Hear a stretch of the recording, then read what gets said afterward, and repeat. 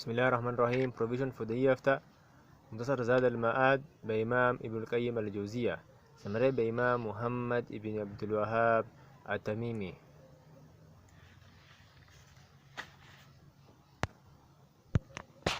Chapter. Then he will raise his head, saying Allahu Akbar, without raising his hands, and he will sit muftarishan, laying the left foot along the ground and sitting on it, with his right foot upright, and placing his hands on his thighs, and placing his right elbow on his thigh and the edge of his right hand on his knee, and he will make a fist with his fingers and make a circle with his thumb and forefinger, and he will raise his forefinger and supplicate with it, moving it up and down and saying Allahumma gfirli warhamni wahdini warzuqni. O Allah, forgive me, have mercy on me, guide me, and sustain me.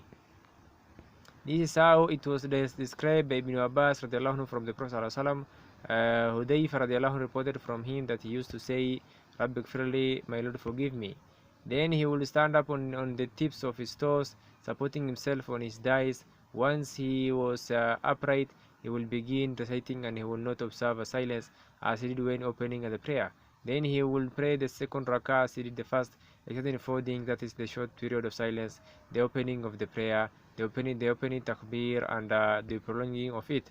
Then when he sits for the Tashahhud, he will place his left hand on his left thigh and his right hand on his right thigh, and he will point with his right index finger, and will not raise it high, nor will he hold it down, but will bend it slightly and move it, clenching the little finger and the ring finger, and making a circle with the middle finger and the thumb, and raising the forefinger and supplicate with it, and he will fix his gaze upon it, and he will spread out the left palm on his left thigh, and he will rest on it. As for the description of his sitting, it was the same as that between the prostration, as mentioned previously.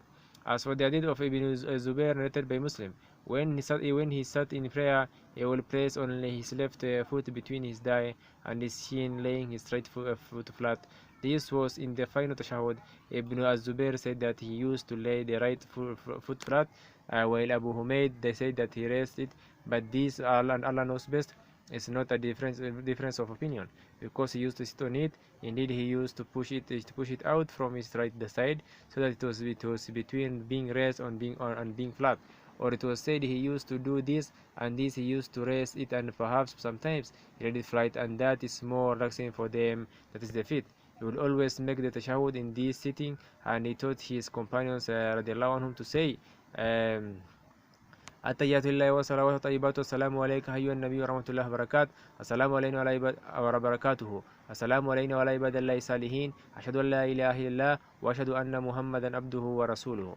All the compliments, prayers, and good things are due to Allah. Peace be upon you, O Prophet, and Allah's mercy and blessings. Peace be upon us and upon the righteous slaves of Allah. I bear witness that none has the right to be worshipped but Allah, and I bear witness that Muhammad is his slave and his messenger, sallallahu alaihi wasallam.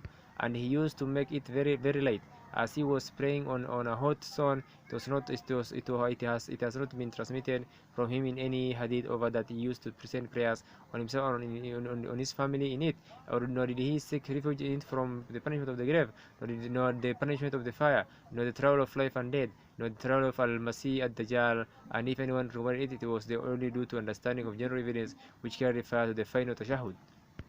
Then he will stand up saying Allahu Akbar on the tips of his toes and on his knees, supporting himself with his hands on his thighs, in Sahih Muslim. And in some routes reported by Bukhari, it is mentioned that he used to raise his hand at this point. He then will recite Surah Al-Fatih alone, and it has not been confirmed that he used to recite anything else in the final two rakahs. It was not a part of his guidance to look Haida and Daida during the prayer. And in Sahih Al-Bukhari, it's reported that he was asked about it, and he said, it is stealing. Satan steals from the prayer of the slave. Sometimes he will do it in the prayer due to some abnormal circumstance which was not a considerable action for him. That's when he looked towards the mountain pass where he who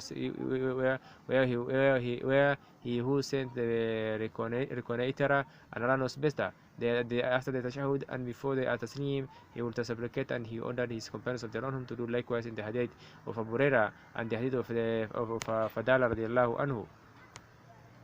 A selection after the Taslim while he's facing the Qibla, or those who are being led in prayer that has no basis in his guidance. In general, he only performed the supplication connected with prayer during the prayer, and he ordered his companions to do likewise, and that is what benefits the situation of the worshipper, because he is approaching his Lord, and once he makes the Taslim that is lost, then he will make the Taslim to his right, saying Assalamu alaikum wa rahmatullahi, may the peace of Allah and His mercy be upon you. Then he will do likewise to his left. This was his customary practice, but it has been narrated from him that he used to make one taslim in front of his face, but this had not been confirmed. The best hadith which exists in this manner is that of Aisha, which is in the Sunan, but it was with regard to standing in prayer at night, and it has some weakness in it, because it does not clearly state that he made one taslim. He used to pray during his prayer, saying Allahumma inni a'udhu bika min adhab al-qabr, wa a'udhu bika min fitn al-masih dajjal, wa a'udhu bika min fitn al-mahya wal-mamat, Allahumma inni a'udhu bika min al-matam wal-magram. O Allah, I seek refuge with you from the punishment of the grave, and I seek refuge with you from the trial of the Masih Dajjal, and I seek refuge with you from the trial of life and death. O Allah, I seek refuge with you from sin and death. He also used to say in the prayers, O Allah, forgive me my sins, and widen for me my abode, and bless me in that which you sustain me. And he used to say, Allahumma inni asaluka tibat fi dunya wal akhirah. أسألك الثبات في الأمر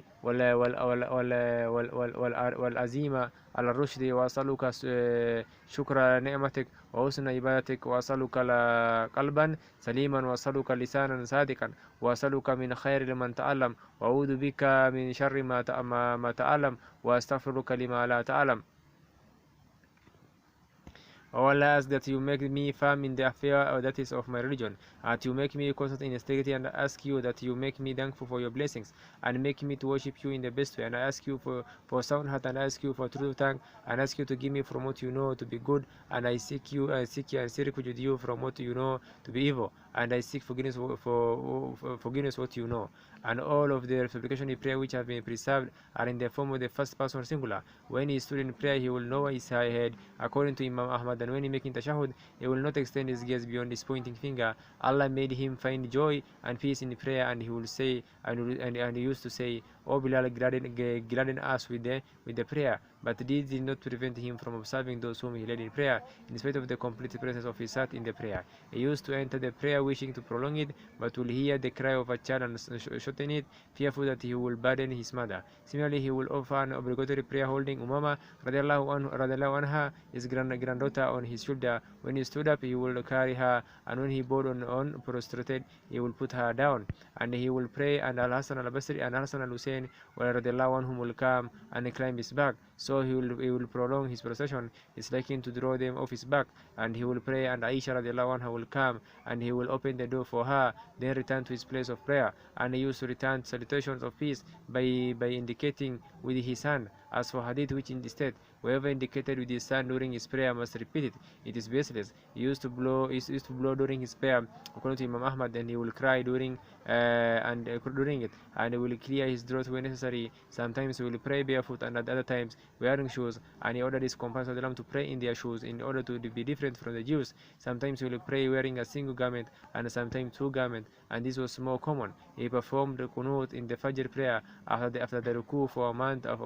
He then stopped it, and his qunut was due to some temporary circumstances, and once they had been lifted, he will stop it. His guidance was to perform qunut due to some particular calamities, and not to do so when there were none, and he did not perform it only during the Fajr prayer. Indeed, most of the qunut was performed during it due to its being prescribed to make it long, and due to its being close to early dawn, Sahara, and the time when its application is also at the time of Allah's descent.